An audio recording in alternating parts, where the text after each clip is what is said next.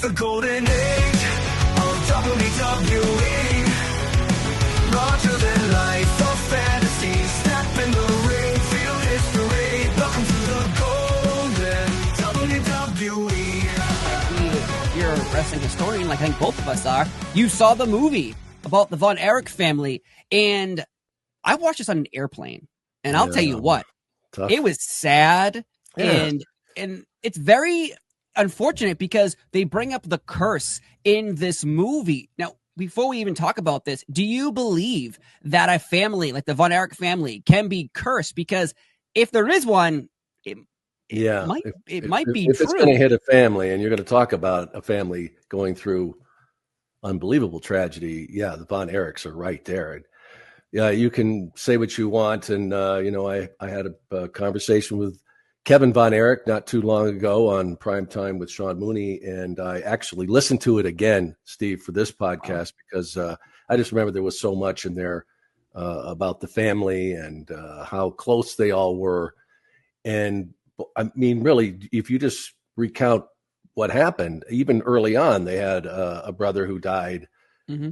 A very strange way of being electrocuted and then drowning at a very young age, and just the beginnings with that, and then of course what happened with the other brothers. And we're going to be talking about Kerry, but there's other brothers with David and Kevin, Mike and Chris, who it's amazing that Kevin's the only one left, and it's just unbelievable what happened to that family. Yeah, it's again, if you believe in curses, this might be true, but if not, it's just a trail of bad luck. But with Texas Tornado, though, coming to the WWE, you're in the company at that time. And at this point in the WWF, all the other territories, their main event stars have been picked off already. Hacksaw Jim Duggan, $1 Million Man, Jake the Snake, every single headliner anywhere, Junkyard Dog, have been brought in. There's only a handful of people like Dusty Rhodes, Legion of Doom, and I would say Texas Tornado, Kerry Von Erich. So was there a rumbling that you know of that, okay, we need to keep building stars, and by building, we mean finding them somewhere else and bringing them over? Well, you just rattled off some blockbuster names. A lot of those guys coming from Mid-South, which was a tremendous territory. And at some point, pretty much every superstar who came through the WWE at that time had spent some time there. And as we know, that's kind of the way it worked. You moved around. Mm-hmm. But in Texas was really strong, too. We talk about the WCCW, which was Fritz Von Erich's operation, which was in association with the NWA. So you had a lot of still very strong wrestling out there across the United States. And the WWE was always looking to add talent. It was certainly strong at that point, but you're always looking to bring somebody in who's going to put more butts in seats, as they say. Kerry Von Erich was very well known in the world of professional wrestling at the time, part of that legendary family. And, you hear from a lot of these wrestlers of the day, and they all talk about just how special Kerry was, that they always thought that he was going to be, on the line, along the lines of success of a Ric Flair or legendary other professional wrestlers. But his path didn't go that way because of all of the demons that were in his life. And you mentioned that curse with the family. You also have to bring into this that an element of mental health with that, because of how many they lost in that family to suicide. And that's not something to be taken lightly. No. As I will get to, but, Kerry felt that he was being called home in a sense that we'll talk about when we get to his demise. But he was an incredibly special talent. Everybody recognized that. And then, of course, that motorcycle crash in '86 was something that really devastated him, and I think impacted him for the rest of his career. I mentioned Kevin in the conversation we had, and in that podcast, he talks about it, what happened to Kerry. And one thing that really stood out to me is he said Kerry lost something then. It wasn't just his foot. He said there was like that spark in his eye, and he was never the same. I think it impacted his confidence in the ring, and he still performed at such an incredible level. And the way he did it, as we will certainly discuss, with one foot. So just an incredible performer. It is just amazing that he accomplished what he did, but I think he could have done so much more. He could certainly have been, if he continued here on this planet, could have been one of the most successful professional wrestlers if he didn't have the substance abuse problems, if he didn't have all the dark side that chased him from the time he was a kid until he left this earth. Yeah, I think as we've talked many times, and as I've interviewed wrestlers as well, you discover that wrestlers from the 70s and 80s and early 90s, they were running on fumes. If you don't make the towns, you don't make the money. That means your kids at home go hungry, your wife goes hungry, bad things happen to your life. So your life on the road has to continue. You can't stop. No matter what you're feeling, no matter what you're thinking, you have to keep going, because if you don't keep going, it all just stops. And for you as a professional wrestler, what are you going to do next? That is your job. What are you going to become? You go work at the store, at the local market. You don't want that. You don't want that life. You want the spotlight, the glitz, the glamour. And you brought up the 1 foot situation. And I think that is, I want to dive into that for a minute, because I know it has nothing to do with the WWE, but June 4th, 1986, there are so many stories that come out of this because you're not sure exactly the motorcycle accident. That's the cause of the injury.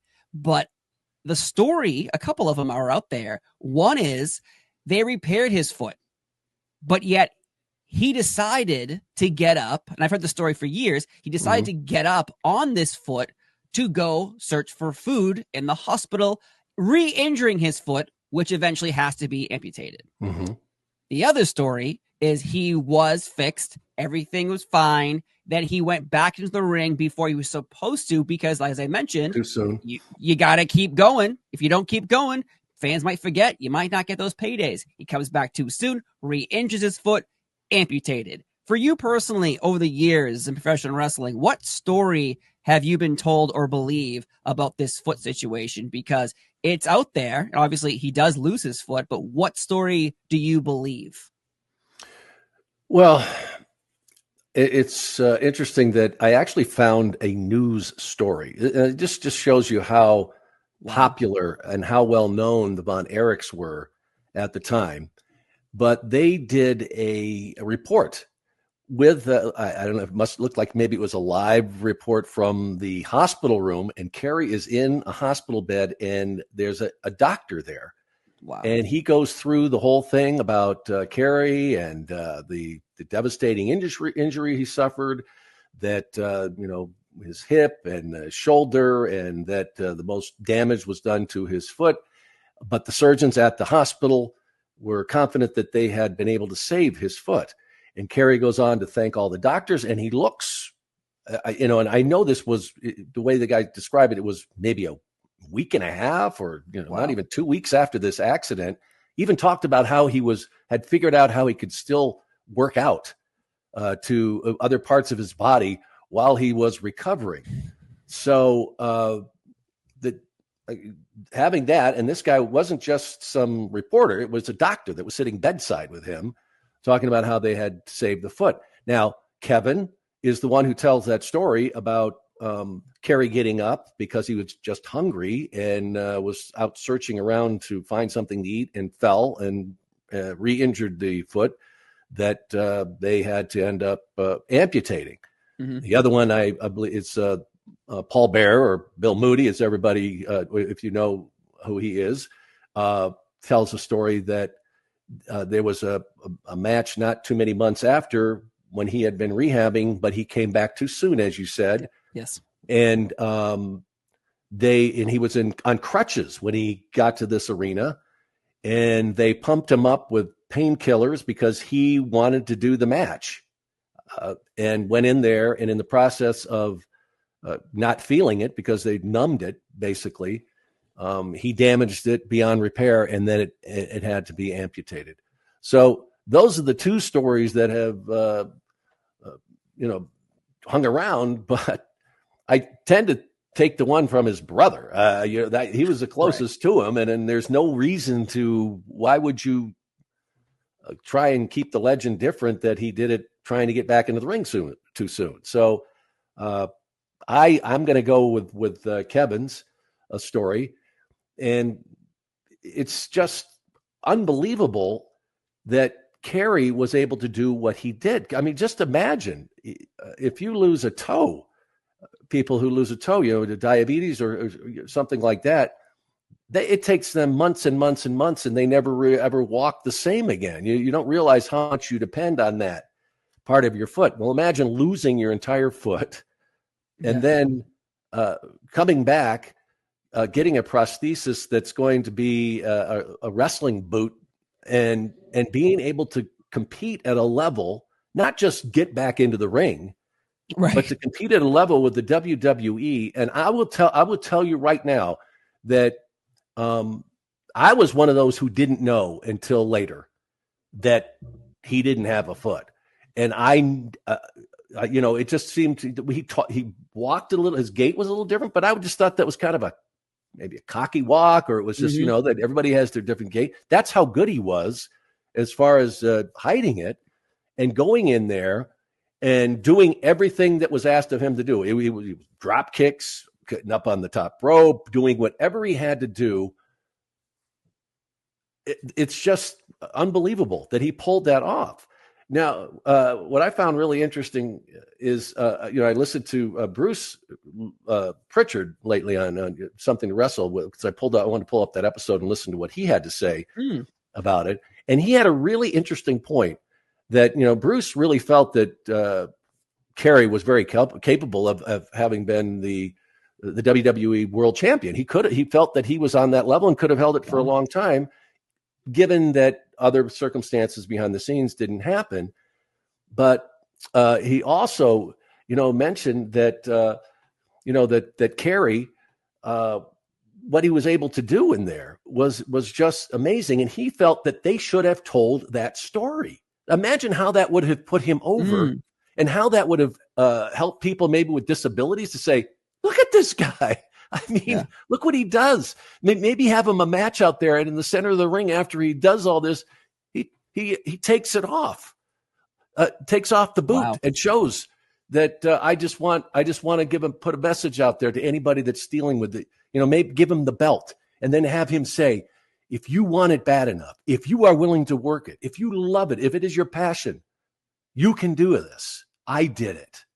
And I thought I don't know why that. I don't know if they had that in a discussion. Maybe Kerry said, no, I don't want that. I don't want people to know that. But can you imagine what that would have done possibly for his career? That here you have somebody that has that disability and yet triumphs. So that really hit me. Yeah, I do too. And I wish they would have, but then there's the other side of it. The other story, the sad ending and what happened and what might have been. I think though the storyline you're describing could go really right or really wrong, because then every match would be the bad guy like trying to rip his prosthetic boot off the whole time, and then that would be what you'd be watching the whole time, because that would be one scenario. But the other one is inspiring to people who are missing a leg or an arm or in a wheelchair, looking at Kerry Von Erich being like, wow, if this guy can do it, I can do it. And I think that would be a great way, because later on in the WWE, they had Zack Gowen, and when he was a little boy, he had to get his leg amputated, and he became a professional wrestler. Yeah. He was a small, skinny guy, and he became a wrestler. What an inspiring story. He was only there for a little while, but that was the shtick. And even Vince McMahon made some really, really heavy comments on air towards him. And that, to me, was good for Zack to live out his dream, but that's all they harped on was you have one leg, you have one leg, you have one leg. Like they wouldn't let go of that part of it. So I love the idea of it as long as it's played out the right way. Yeah, and that's a good point because I'm sure that Kerry didn't want to be seen as some freak or some. I didn't know he had one foot. So that's another good side of it. But I also think that given that maybe that's an angle for it, but I think after a while people would just accept that's who he was and basically kind of forget it in a sense because he can do everything that another superstar could do. But unfortunately, we'll never know. But I just thought that was a really interesting point, and and what could have been. It would have been, again, that would have been a fun storyline for him as well. But I get at the time watching him on television. I understand though. Never once did I even think he had, I think this was like 10 years ago. I remember searching the internet one day about something and out of nowhere it stumbled upon me. Oh, did you know Texas Tornado had 1 foot? I'm like, what are you talking about? He had one foot. And then I had to go look. Did you find out? I mean, when you were older? Much older. Much older. Wow. Like, this is probably 10, 15 years ago. I was just reading. I used to just read wrestling results or news because that's me. And so I'm just looking at stuff. And one day it comes upon me that the story, the made up story, the ha-ha story of his leg was he was hungry for cheeseburgers and he got up and he hurt his leg. And that's why they had to cut it off. So he cut his leg. They amputated him because of cheeseburgers. And at the time when you're younger, you're like, that's silly. But as an adult, you're thinking, wow, that sucks. That, was this true? Was this not true? But only, Texas Tornado, Kerry Von Erich will be able to tell you that. But I never once saw and noticed that he was missing a foot. You couldn't tell. He didn't miss a beat. He was better than half the people who had 2 feet. And that's the thing. Like, the modern day warrior was his nickname. And I think that fits him perfectly because he was a warrior. He did not miss a beat. He's a former NWA champion. And when he came into the WWE, what was your knowledge of him? When you hear, hey, Kerry Von Erich's going to come in, because at this point, world class isn't doing that well anymore. The Von Erich family, we've had tragedies already. Mm-hmm. The WWE offers him, hey, why don't you come in because we have a spot for you? What are your thoughts? And is anyone speaking to you? And are you aware of his history at this time? Oh, yeah, absolutely. If you knew anything about Texas wrestling and I remember seeing a few, tapes that they would have at the studio and seeing the crowds that they drew in Texas and just how incredibly passionate. Really, those crowds there were just unbelievable. And the Von Erichs were, celebrities everywhere they went. That movie wasn't embellishing on it. They were that famous. So the idea of having a Von Erich come to the WWE was very exciting. And of course, Kerry had won that championship in '84 and got a lot of fanfare with that, with the defeat over Ric Flair. You didn't really hear about the other stuff going on with him, but if people remember that he held on to that belt, which was one of the most coveted belts in professional wrestling for a very short period of time. The story goes that he missed a couple of dates, and at this point wasn't taking care of business, as they say. And they said, well, we can't have this. We can't have a champion who misses dates. And so they gave it back to Ric Flair. So I didn't hear rumblings then of what was happening with him. But I'm sure that the WWE had been warned or at least had it under advisement. But they told him what an opportunity he had here. And I've seen interviews where I remember seeing one with Bret Hart saying, all the time that, we heard all about this, about the drug use and him doing things. But he goes, I can tell you that I never saw him. And Bret had been around enough wrestlers to know when you're not there, when you've got kind of that dreamy or whatever you got going on, whatever it is you've taken, they know the signs. And he said, he may have been, but I never saw that with him. So at least early on, that changed. But I think when he got there, I think Kerry realized what an opportunity he had. And for that period of time, after winning the Intercontinental Championship and for whatever months after that, I think that he was very serious about, expanding his career and reaching new heights there. But eventually it caught up to them, and that's what happened. We should mention, too, because you said it before about what these wrestlers go through. And if people have studied anything about how these guys did their business and what they did well over 250 days a year, many days a week. When they go out, it'd be every day, double shots on the weekends, and you've got to keep in shape. You've got to get to where you've got to be. You've got to make flights. You got to get in cars. You go to hotels. And so you got to get up, and sometimes you need a little help there. And then when you get done, you got to do stuff to make the muscles. And, Kevin talks about how, Kerry was, you talk about a gym rat, Kevin would say, well, I'd go to the gym 45 minutes to an hour. He goes, Kerry would go for 4 hours. I mean, that's how dedicated he was. And when he got to the WWE, they compared him to the Warrior. That's what a chiseled specimen he was. So obviously he took his physique very seriously. But when you start doing that after a while, with all that stuff going into your body, between the steroids, the uppers, the downers, the drinking, or the lack of sleep, and all of that, and the pounding you're taking every night. I've said it many times that it's like getting in a car wreck every night, and your body's just taking that beating twice on the weekend, Saturday and Sunday too. Yeah, and double shots, and then you go home for a few days. So I'm not making excuses for Kerry Von Erich, but I can understand why he was like the other guys. There's trying to compete at the top level, and sometimes your body's not cooperating, and you got to find a way to make it do that. Yeah. No, I think that's why it's so hard to wrap your head around. Like, why would someone do this? They know it's bad for their body. Yes, but at the same time, they need to keep going, and the only life they know is this life. So how do you continue this world and this life you have? Well, sometimes you need to take uppers and downers to keep on going. Go to sleep at night, wake up in the morning. Though, I don't condone it, but also I can understand why you're doing it, because this is your life. This is your goal. This is your dream. And why do you think, though, the rebranding, why we've had, Jake the Snake Roberts, we've had the $1 Million Man, Ted DiBiase, we've had multiple nicknames added to people.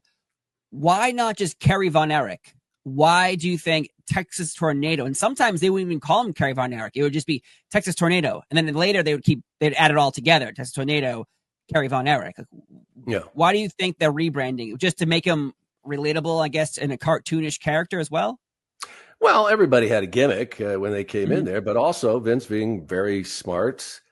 If these guys were successful, he wanted to own their names.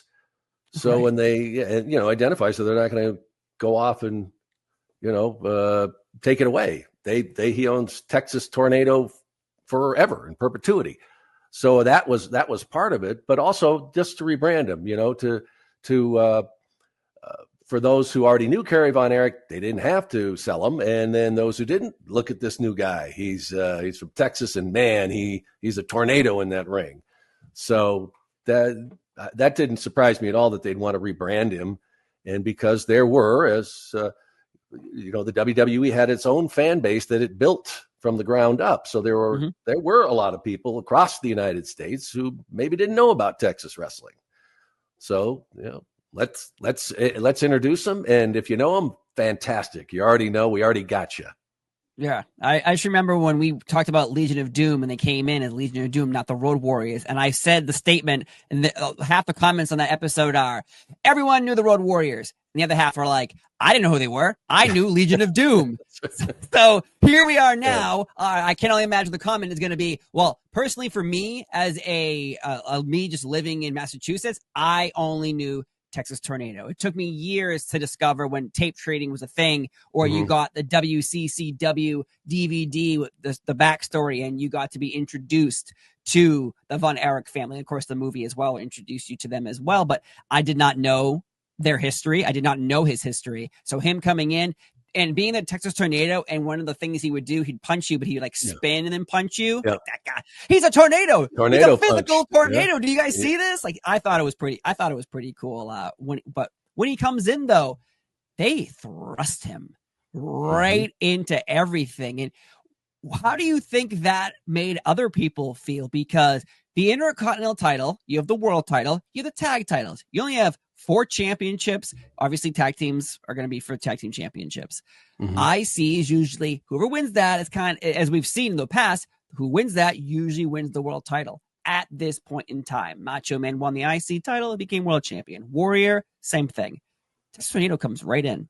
He wins the IC title. He replaces Brutus the Barber Beefcake at SummerSlam 1990. Now, Texas Tornado made his debut on television beating Buddy Rose. Buddy Rose was kind of on the outs. But when Texas Tornado shows up and replaces Beefcake and beats Perfect for the IC title. Yeah. Before we move on to, I guess, Texas Tornado is, how do you think Beefcake feels? Because he was injured in a parasailing accident that takes him out of this matchup. Do you think he was supposed to win the gold? And then they go, oh, well, we need a moment, and we got this new guy. Let's just put him in and have him do exactly what we're going to do with Beefcake. Well, that's a really good question. As you mentioned, the whole situation came about because of that parasailing accident with Brutus the Barber Beefcake, who was supposed to go up against Mr. Perfect. You also have to remember that Hulkamania was still strong, and Brutus was very close to the Hulkster. You can always give somebody the belt. It doesn't mean they get to wear it for long. So if it's a great way to give a guy a big push. We'll never know whether or not that the plan was to have Brutus take that belt, but let's just say yes, that was going to happen. Whoever was going to go up against Mr. Perfect, that they were going to take the belt. And I know other names were involved as well. I think Davey Boy Smith was mentioned, and also even Bam Bam Bigelow, I think, was somebody that they were thinking about. So there were other names, and you said, well, what do you think the boys were thinking? Well, it's, of course, every time that happens, that's not something new to professional wrestling. Anytime somebody gets a push, there's somebody who's not happy about it. Yes. But at the same time, Kerry came in and was a very great ring performer. They knew that he could pull it off. And he could go toe-to-toe with Mr. Perfect, who had a great reputation for being somebody who would, give him a great match. But if you remember, a lot of people didn't think a whole lot of that championship match when he won the belt, when Kerry got it. But, it was a great way to launch him when he was in the WWE, and they had every intention of making that happen. I know they had big plans for him. They were hoping he was going to succeed. So it happened sooner. The opportunity came up to do that, and they felt he was capable. He was ready for it. Yeah, I'm. You said people don't care for this matchup. I have no recollection of it being like terrible. Well, it wasn't a great match, but I know that it was. Yeah. I mean, it wasn't awful, but I think that I remember like Meltzer, in the reading that then that it didn't hold up to what they expected. They didn't hold up to the standard, and sometimes you get two guys in there that are great, but their styles don't match up. There's just something off, something that doesn't click. And that may have been the case there. Like I said, it wasn't an awful match. I think it went on 5.5 or 6 minutes, something like that. But they accomplished what they set out to do. And the Texas Tornado had been there a little over a month, and he is the Intercontinental Champion. Didn't hold on to it for that long. He gave it back to Kurt, 3 months later? So in July November, 20, I think. Yeah. Yes. So July 28th 1990, Texas Tornado makes his debut. Yeah. August 27th, he becomes Intercontinental Champion. As an audience member, you're being told instantly, this guy's important, this guy is huge, and you should get behind him because pay attention. Yeah. Look at the history of championships changing hands throughout the years, especially in the 80s and 90s. It does not happen very often at all. So when it does, you think this is going to be important. Again, I harp on poor Beefcake because you brought it up, and I think I 100% agree is, hey, he's Hulk Hogan's like best friend, and so we are going to set him off onto the stratosphere, and he's going to win the IEC title, and he's going to go have a nice run because Hogan wants this, and we love Hogan, and so on and so forth. I don't know if any of that's true, but I'm going to take a wild guess that that was the plan for Beefcake. I would be, we talked about WrestleMania 9 and his face getting crushed, and then him returning with the mask on his face, but this has got to be one of those Beefcake. Yeah, and why was he there? Damn. Why was he there for that one? Why did he get that shine back on? Why, because Hulk took care. He's always taking care of his people, and he knew that the Brutus was, that you see in the X-rays, they show what happened to his face, and he was not going to have an extensive career. I can't even believe that he ever went back into a ring, but Brutus was, and really, let's not take all that away from Brutus. He paid his dues from early on. He could go in the ring. I don't take anything away from him in that sense. But was he, a headliner? No, I think that that was a great opportunity for him. Whether or not they didn't let him take the belt or not, but getting into the ring with Mr. Perfect for the Intercontinental Championship was a big deal. So. Things just went the other way, and that was fortunate for Kerry Von Erich. Right, one person's down, we got to step someone up, and obviously it was Kerry Von Erich. And when he wins the IC championship, he comes into the WWF or E, whatever you want to say. He's been there for a month. Do you think Vince McMahon knows that he does have one foot, or he's not aware of this yet? Well, I've heard many different stories about that too. That he wasn't aware and that he found out down the road. I would be astounded if he didn't know. I mean, come on. And they did their homework on these guys. They had detectives out there. I mean, we had people in the WWE that checked on people. That was not something that was unknown. And he's going to be in a hospital and have the foot amputated whenever it was. And Vince McMahon's not going to find out about it. I don't know the answer to that, but I would be astounded to find out that Vince didn't know. It saddens me to think that Kerry felt, at least behind the curtain, that he had to hide it, because it didn't take long until the word got out. But to think that he actually went into the shower with his boots on, some of these stories go on, I think, wow, come on, really? I mean, that's awful to think that that's what he felt he had to do. And, I don't know, the ribs, it might have been different because some of these guys were just cruel.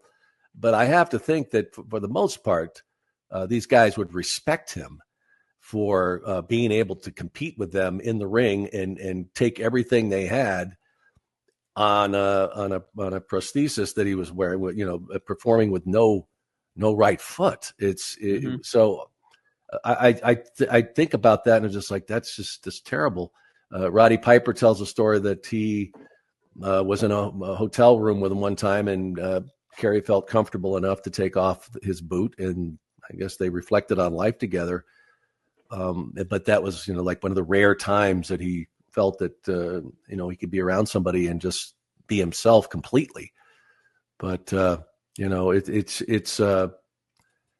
he lost more than his foot when that happened. And it's sad because that impacted him the rest of his life. And as things went on, and we don't know what kind of pain he endured. You hear about people with, that phantom pain when you lose a limb, and, what kind of pain he endured beyond just from what he had to, the pounding he took in the ring and the addiction that came with it. And it ruined everything. It, he got into his marriage fell apart. I've seen interviews where his kids have talked about him and knowing that he was not being faithful to their mom, and it's just all those things happen when you're engulfed in that addiction and the lifestyle that they were living. So it just wasn't meant to last. And it's unfortunately because he's another one that could have been just incredible, like a legendary personality in professional wrestling for years to come. He was 33 when he died. Wow. Yeah. That's way too young. No matter where you are in life, whoever you are, that's 33 is just, that's not even, if a lifespan is, say, 85, 90, like that's terrible to hear. And the fact that I can imagine how sad it was because you're in the shower with your boots on and wrestling is full, not of assholes, but of people who will poke and prod you because that's all they got, because this is the road and that's what we got to do to entertain ourselves. And I can't imagine the shit that people did to him when they found out or if they stole it, that's just messed up. Like you deserve to go to hell. If you believe in heaven and hell, you belong in hell because you're a piece of garbage. If that happened to him. But that's part of the business, and it was different levels of ribbing, of course, and some took it to cruel levels. Tom Billington is certainly one of those people that was just relished in doing that to other people. But that's just an accepted part of the business, and they entertain themselves. It's like any other sports entertainment. I'm sure they all have their own levels of ribbing, but I don't know. We don't know the situation and why, whatever reasons that Kerry felt that he had to try and keep that from people. I understand why he may have felt that way about his public persona and putting that out there. Mm-hmm. That's totally a personal thing. But as far as the guys that he worked with, I just think that for the most part, and if anybody would have crossed that line, that these guys would have said, no, you don't go there. But sure hope so. Yeah. And, and what else we haven't really talked about either, Steve, is what a really, really great person, what a wonderful person that Kerry Von Erich was. There, try and find an interview where somebody says he was an asshole or he was full of himself. All they say, and every one of them, I mean, I've seen, Brett and Ted DiBiase talking about him and Roddy Piper and all these guys that work with him just say what an incredible person he was. Not just, a nice guy, but he was the guy that would get on a knee and talk to a kid who was sick or something for half an hour or whatever, just because that's just who he was. And I did a lot of appearances with him, and I loved every minute of it. He was funny. He was great to be with. He was, personable. I never had that. He certainly could have, coming from where he did, had this ego. That wasn't him. He was just a sweet. I've heard that word many, many times. Just a sweet guy. And I can tell you that from personally knowing him on those appearances and stuff like that, and doing interviews with him. He was always, very cordial, and I loved working with him. And I think that that really needs to be out there because there's a lot of guys who reach a level like that who are not the nicest people in the world. They may have started out that way, but things change when you get that fire hose of fame, as we say. Kerry didn't change, man. He was just the nicest guy. That's why when I heard about his death and how it happened and the circumstances that he was in, God, it just broke my heart. So with you personally, with him involvement, like what personal stories, because you're talking about having public appearances with him, what beyond that, have you had private conversations just about his family, about his love for the wrestling business? Can you share one of those?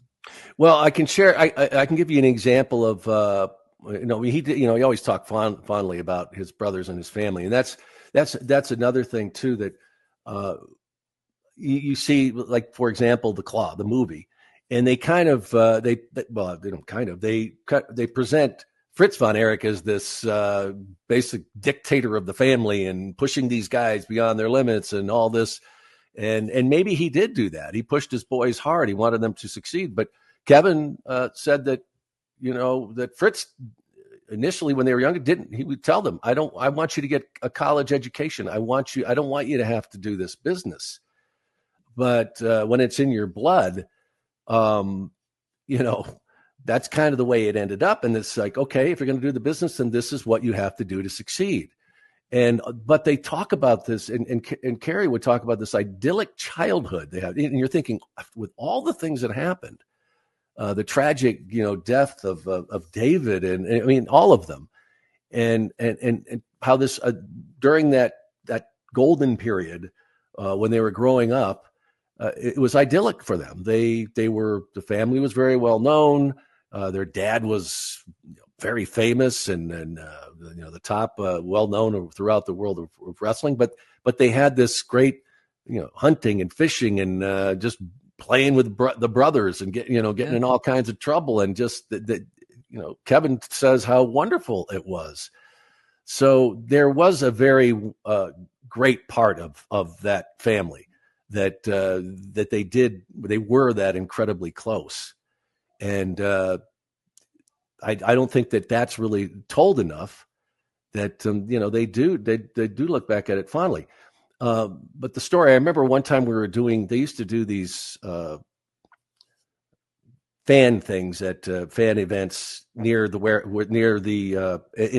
Titan, which was cool. the company in Stamford, where they would want to get rid of a bunch of merchandise.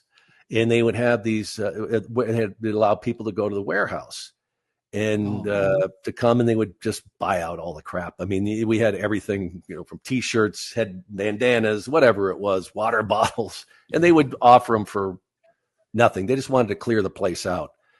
And they would get a couple of superstars to come in, and I was in Stamford, so I would host the thing. And I remember a time when one of the events that we did, and Kerry was there. And most of these that show up, it's a bunch of kids and their parents. Yeah. And it was only supposed to last a couple of hours.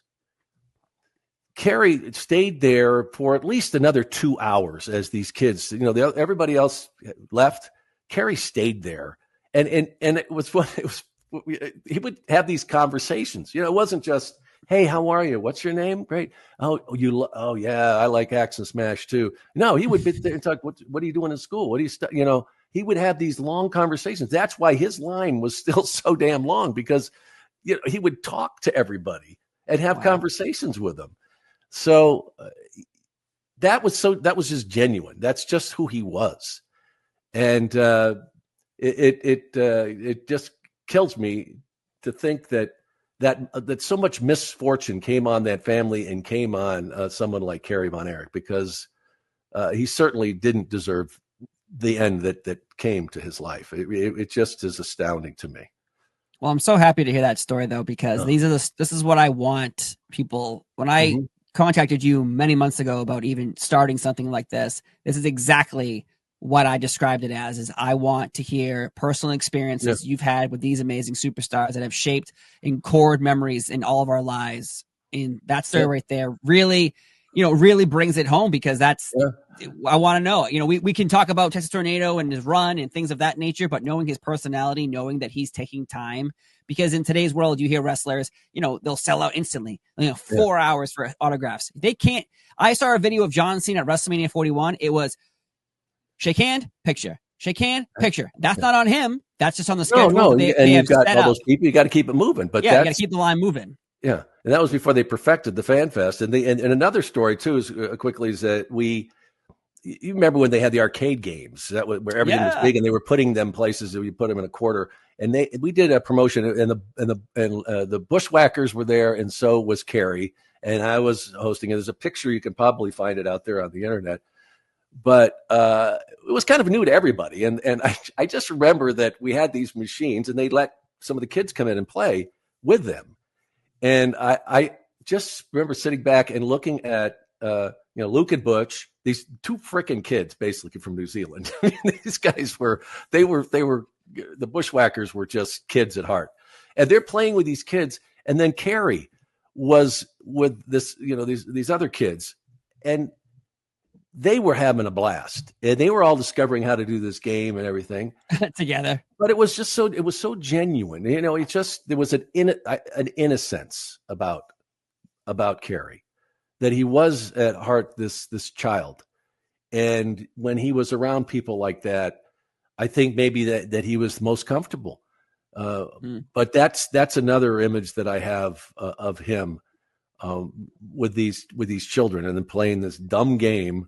And we didn't require recorders. They could just keep playing. So I don't know for how long, but he loved it. He didn't want it. He didn't want it to end. So I tried Googling it, and for that picture that did not pop up instantly. Yeah, I have it in a box somewhere, but it's Kerry and I, and you see the machine or whatever the hell it was is kind of off to the side there, but.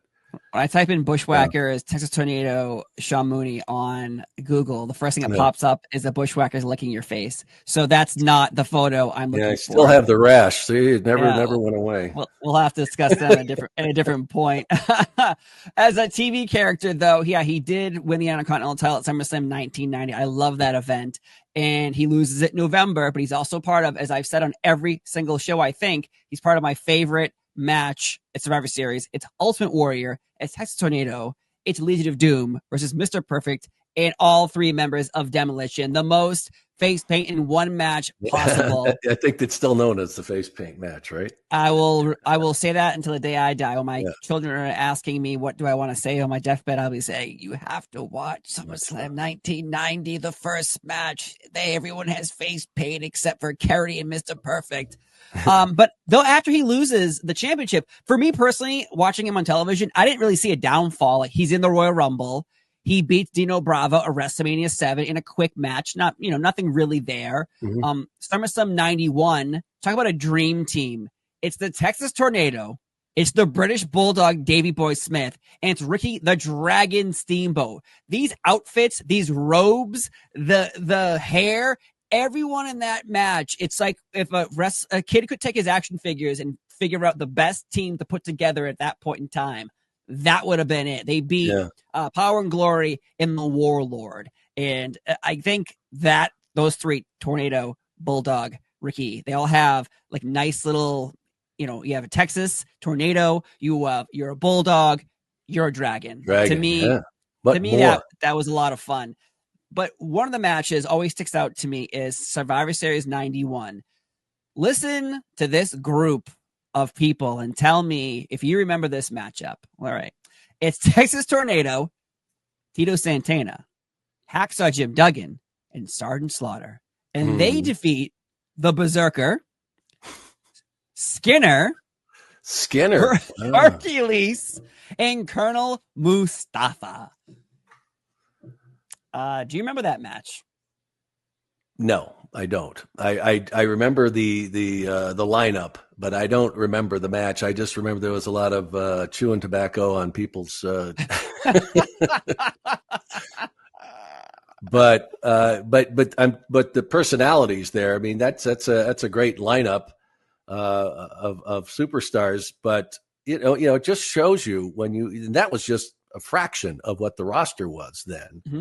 That how many great superstars that there were in the WWE at that time, and these talk about rich gimmicks. That was that period of time. My God, you think about, you mentioned the Dragon, you've got the Tornado, you've got all this. Everybody had their gimmicks, and it wasn't necessarily wasn't the name recognition as much as what their gimmick was. And that's how and it was also so family friendly then, that's what they knew attracted the young people. That's exactly what they were trying to do, and everybody had their favorites. Of course, there were millions of Hulkamaniacs. There's a lot of warriors out there too, but they still loved all the other guys too. They had their favorites. They loved Axe and Smash. They loved the Texas Tornado. They loved Tito Santana. Those guys, they may have been further down the card, but they had incredible followings too. But I want to hear, why was this match so want to stand out as one of your favorites? Because to me, always those, when you have that many people in the ring, it's really tough to have what you'd call a great match. Mm-hmm. So what was it that stood out to you about that matchup? Because this one with all these, I don't remember what happened in the squared circle. No. This match is not one of my favorites. The 1991 is 91. It's just this graphic. I don't know why every November this graphic of all 80s wrestlers pop up and everyone just looks at it and go, look at this. Yeah. You have Skinner's character. He's hunting alligators. You have Hercules, he's no longer kind of in Power and Glory because Paul Roma kind of had a falling out. You have Colonel Mustafa, who's not even with Sergeant Slaughter anymore because that whole storyline broke up, and the Berserker, who's a Viking. That to me, listen to that team. Oof. Yeah. Oof. And then you have, Texas Tornado. You have Tito Santana, who eventually will become El Matador. Hacksaw Jim Duggan and Sergeant Slaughter, who love America. Sergeant Slaughter loves America now. Sometimes they went too far. I will admit that the Matador was a little much. Couldn't get away with that today. The Red Rooster, I'm sure Terry Taylor never got over that. But you said it. You had like Hulkamaniacs. That's what Hogan called his fans. Yeah. You had Little Red Rooster would call them the Little Roosters, and then Tornado would call him the Little, Tornadoes. So it very worked true, out. But at the same time, it didn't mean you liked it. Dusty and Polka Dots. He made that. He sold it and put it over big time. But I imagine, given the choice, that wasn't something that he was. It was. I can't wait to do this. Yeah. So, And like on television in 91, Tornado does have storylines though with the Warlord and IRS. So no longer is he fighting the Intercontinental Champion. No longer is he fighting with Warrior or with Legion of Doom. He is now, you have mid-card. He's dropping down a little bit slowly through 91. And I think that's where you kind of see the writing on the wall, because Royal Rumble 92, one of the greatest Rumbles of all time, there is one moment where Kerry comes into the ring and Ric Flair's in the ring. So if you know their history, you knew this is going to be epic. And even Texas Tornado points at him and does this whole thing. Like if you knew, you knew. If you didn't, you had no idea. You just were happy to see a good guy beat up a bad guy. But the thing with this is you have Texas Tornado still under contract. But he doesn't leave until July of 92. Why do you think he was left off WrestleMania 8? Well, I think this all represented a slow decline from where he peaked. And you could even say the Intercontinental Championship, not that, like you said, after that, he wasn't out of the mix. He had other opportunities, but there was this gradual decline as things went on. And as we mentioned, the toll that this takes, and if you're not getting put over, it just keeps whittling away at you. I also know that the other things he was doing started to really take their toll too. He was doing more chemicals and doing other things with his body that were not good for him. Mm-hmm. And so that's how, it just started. Well, you said, why until 92? Well, I think they wanted him to succeed, but you've got to be able to depend on them. And, when he first got there, as I said, he was hitting all of his spots. He was, as Brett said, I never saw him where he was out of it. But I think as time wore on, it started to happen. And it doesn't take long for people to become aware. I said that these guys are around each other every day. And when it really starts to impact you is when it's impacting what you're doing in the ring. So if he's forgetting spots where I've heard that, some of these matches, they discuss something about moves they're doing, and 10 minutes later, he didn't remember what it was, or he'd be in the ring and he'd forget. And when you're on the other side of that, it starts to you start getting pissed off. And it's because, look, I don't care what you do. You do whatever you want to do. But when you are in here, then it's impacting me. Yeah. Then we got a problem. And they're not marching up to Vince's door and knocking on it, or but it's an aside to one of the other guys, or the guy mentioned something to one of the agents, and it gets around. And so that's what started to happen. And it wasn't meteoric. It didn't happen just like that, but it was this gradual bit that went down. And I mean, think about it, within a couple of years, it was over. Yeah, 1990 July 92, out. Yeah. Personal issues, so substance abuse issues, legal troubles, limitations. Obviously, physically, he's going through lots of pain there as well. So there's layers to this. Obviously, it was not, like you said, it was not a. It's just so strange when I watch, say, like I don't know, YouTube, and like, oh, Superstars, and May of 92, and he's on these episodes. And I'm shocked, because that's when I started watching. So I'm looking at this, I don't remember him ever being around after a Royal Rumble 92 in any prominent roles. He obviously popped up here and there, house show circuit, things like that. But July 92, he's quietly let go by the WWE. And, I think at that point in 92, where is there to go? WCW, all the other regional companies have pretty much closed up shop. There's nothing left for you to do. And if July of 92 is the end of his career, well, February 93, at the age of 33, he commits suicide. Yeah. And that is the end of Texas Tornado, Kerry Von Erich's life. 33 people. And I'm not a therapist. I'm not here to judge nobody. But when you die at 33, I feel like there's something that's happened somewhere that has affected you. And you said when we started this, that his brother mentioned it, that the day he lost his leg, he lost some of the shine in his eyes, and possibly it was just eventually going to happen no matter what happened to him. No matter what was the ups or downs, it was going to end this way. I don't know if that's true or not, but it's sad to see someone go at 33. Well, and when you think of all the elements involved in this, his family, the loss of the closest people in his life to him, he had relationships with those brothers that a lot of people never even have that chance. They have a brother, but they're not like they were. And to lose them the way that he did.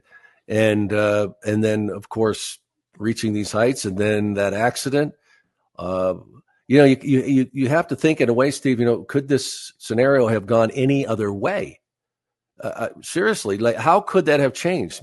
Send him, had gone to rehab and maybe some kind of therapy, or, but living that life, what other way was it going to go? He couldn't perform without the relief of whatever it was that he was doing. He had to keep the physique. He had to, he had to make dates. He had to get into the ring. He had to. So after a while, how else is it going to end? And it's incredibly sad, because then once he was let go from there, where does he go from there?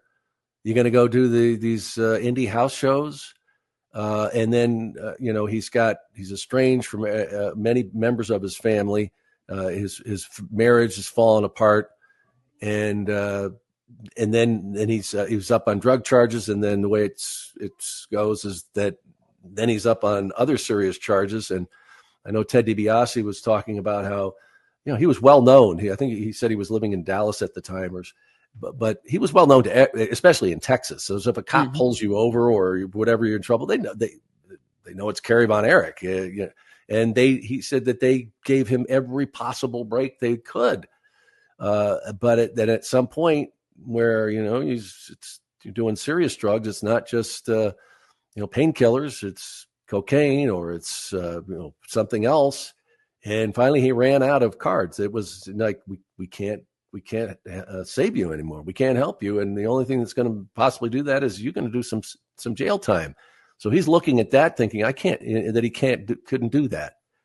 And, Brett talks about how even, a couple of years before that, they'd had a conversation where he had talked about suicide, ending his life, and that he felt that his brothers were calling him home, and Brett trying to tell him, look, your daughters need you more than your brothers do. And thought that he had kind of brought him back to reality. but then at the same time kind of felt that those words were hollow. So it's an incredible tragedy, but I think sometimes I don't know how else it could have ended. Even if, that it was just something that was destined in a sense for him, because what else was he going to do? That was all he knew in life. And we didn't mention that he was an incredible athlete in high school and was a discus thrower and was, I mean, you talk about crazy breaks that, he was slotted to possibly be an Olympian, and then they have the boycott with, Carter doesn't allow the U.S. team. He was at least talked about being a member of that team, so he could have been an Olympian discus thrower. So it is. You just wonder, like, what in the world? But you talk to Kevin today, that he still, he says, when he gets asked all the time, how do you live? How'd you live? How'd you go on? And his answer really was, okay, you have two choices. You become a victim, maybe, and then maybe you go join them, or you live your life.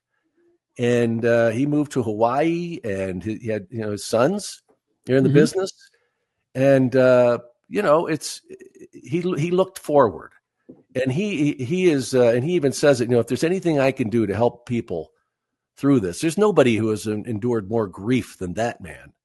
And for him to say, it's with you the rest of your life, but you've got to move forward, and you've got to take care of those around you, and grab the joy that you can. And I remember after that conversation with him, man, I was just like, man, that is so inspiring to think of. Yes, you don't realize the blessings in your life, and everybody's got a story to tell. Everybody has endured grief maybe at different levels, but they may think at times that I can't go on. I can't imagine losing a child or losing a brother like that.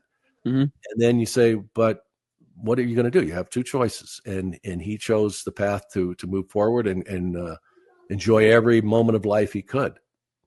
Yeah, he has an inspiring story as well, and thankfully, again, the Von Erich family went to the Hall of Fame in 2009, so they are in the Hall of Fame forever. But again, Texas Tornado, from the claw to the spinning punch to his music to his robes to his hair, he had a look, he had charisma, and as a child, again, I never knew about his 1 foot, and it was amazing. It was amazing to see him, because he didn't miss a beat. He was better than half the people in the ring.